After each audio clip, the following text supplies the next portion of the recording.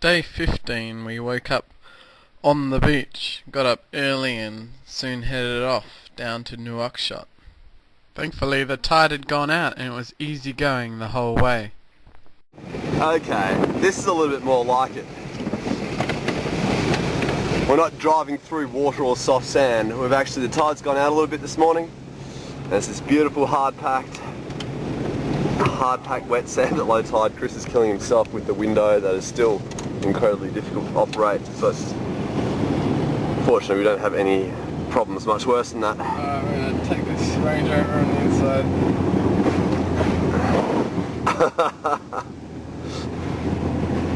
Oh yeah.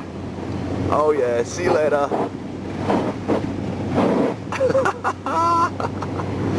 Beautiful, nice piece of driving there. We're already up into fourth gear, doing 90 k's down this beach. It's the way driving should be. Hey, there's the Kiwis. They've now got their cooling system mounted on the roof instead of the fuel tank. It's because yesterday the guy was a little overzealous trying to get it up above the high tide mark and hit a major piece of sand. Yeah, sand dune. Snapped two blades off the cooling fan, and some of those pieces went into the radiator. So last night Cord was doing a repair job, trying to crimp off some of the bits where water would flow through the radiator, and also used liquid metal to seal up other bits. They said they've got some leaking, but they're hoping just to keep the fresh water topped up at the top to offset any water that they lose. They seem to be driving, so must be working okay. That's right. Wish them all the best. Good luck, Kiwis. Good luck, Kiwis. We've had a hard time. The only difficult part of the drive was getting around the headlands, where the water still came right up to the rocks. The trick was to time it with the waves, so that you drove through as the waves were going out. To wait for the waves to go out to go around.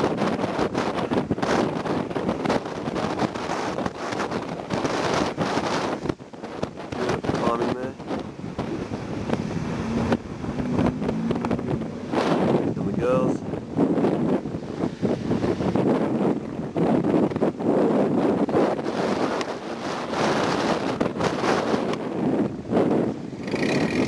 Without any exhaust on there. Oh. We eventually made it to Nouakchott through some unknown route from Nouadhibou. We stayed the night at a safari lodge, and it was here that I learnt that the only two countries in the world that require a visa to get into Senegal are Australia and New Zealand. Worse still, it had taken the New Zealanders 2 weeks to get their visa. I was in real trouble. The next day we headed for the border. The plan was I was just going to try and sneak it across, but we were having other troubles too. This morning, got a bit of a drama. A few of the teams quite low on fuel. Check the stretch. None of the fuel stations in town here seem to have any petrol. We've been to 3 of them so far. I think we're heading to our last one. We've probably got enough to get us to the next town, but some of the teams are a bit low, so yeah, we're going to see how it goes. Beautiful town, place where of course the French tourist got shot a few weeks ago. That's why I'm videoing and open. Hopefully I'll go down quite well. But there are some really big houses going in here.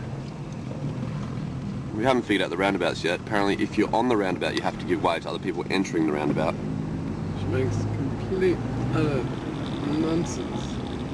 Here's a few other teams up here, so hopefully they're here because you can get fuel.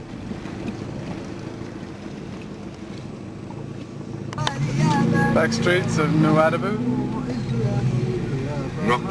Nouakchott. Very nice. Nice place to visit. Oh. Stuck behind a donkey again. Yeah, but this one's diesel powered, this donkey. Ah, right. Check this out. This has got a built-in cooling Oh, system. yeah. Ah, I don't know if we can go that way. Bloody hell. Oh, I'm gonna hit a donkey! Oh, that donkey looks after it anyway. Shit, son! I like the dress code. It's the fashion here is ninja by the looks of it. They have their turbans on. Yeah. I mean, it's not such a bad place really when you think about it. Looks a little bit like... I don't think it's dead, man. I don't think it's sleeping.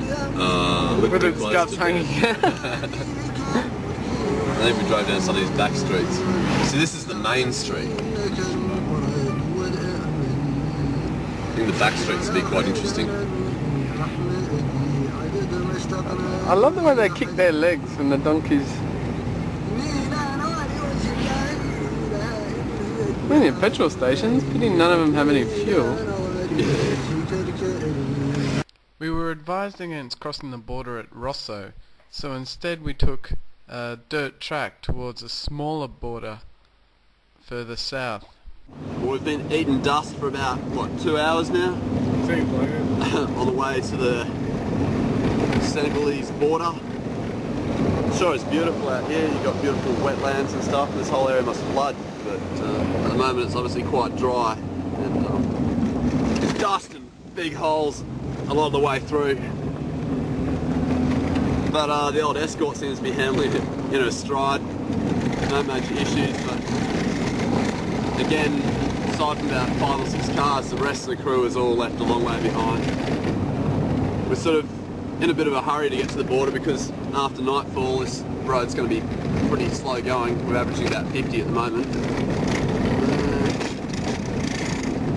There's going to be a long way to the border from what we understand. We got to the border just after nightfall, and our hunch had paid off. The border post itself was very small, and I was easily able to sneak across without anyone noticing. Driving through Senegal was something else though. There were police posts everywhere, and all it would take is for one guard to ask for my passport. I was scared shitless. But we arrived at the hotel safely after midnight, and waking up the next day made it all worthwhile.